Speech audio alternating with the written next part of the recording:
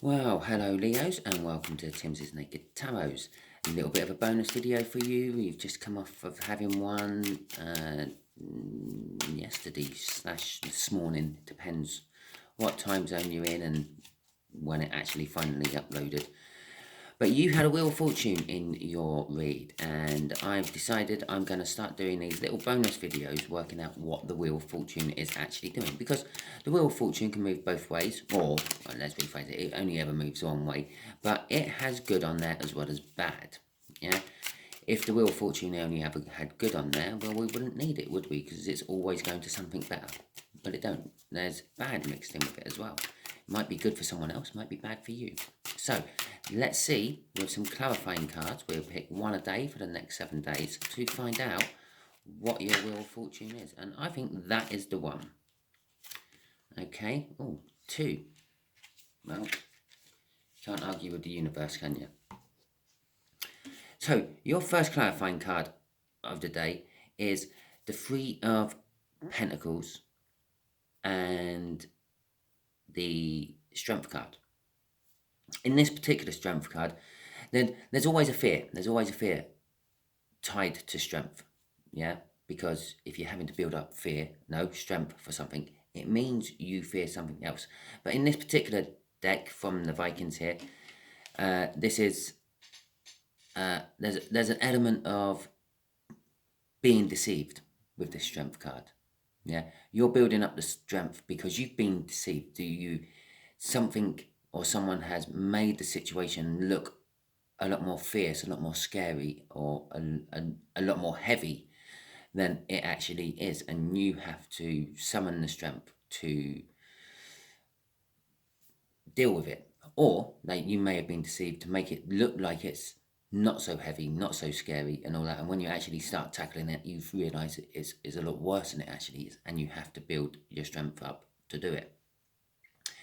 There's a reason there's a snake in the shadow there, because this is 4, and 4 has been tricked into lifting this cat. But what he don't realise is the cat is actually the snake that wraps the world. Yeah, it's eating its tail. It's a little bit of a symbolism of the eternal circle of life. But it contains all the sea in around the land. And 4 manages to lift the paw up, and it amazes the people who tricked him that he manages to lift up the paw of this cat, because the cat is the serpent, what contains the world. It's huge. It's massively heavy, but 4 manages to lift at least a quarter of it off the floor.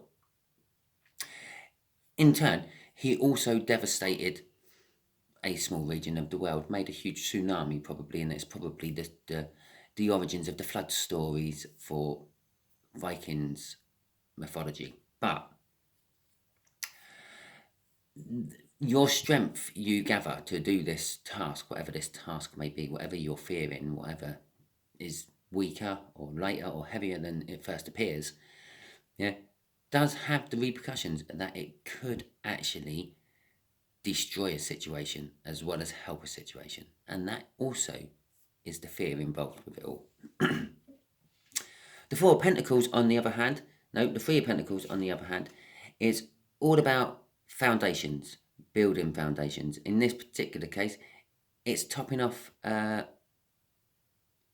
pillar of some description, and it's reflecting the light for these dwarves to actually work and see in, because the dwarves, they live in the underground, and they're craftsmen, basically. It's the Vikings versions of the mystical craftsmen, the ones who make the magical tools and stuff like that.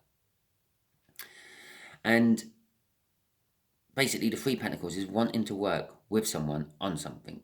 Yeah, he's working on something. These 2 are probably actually paying him, or at least helping him by standing back and pointing out, well, one side of his beard is lower than the other side, something like that. Okay, so jointly first in here, there's this Wheel of Fortune is about working on something with someone and needing to build the strength to actually do it. So you actually got quite a nice long bonus reading, twice as long as everyone else has had so far. So there you go. Hopefully you tune in throughout the week to get the rest of these, and come the end of the week when I've pulled the 7th card, we will add them all together and try to work out exactly what it all means.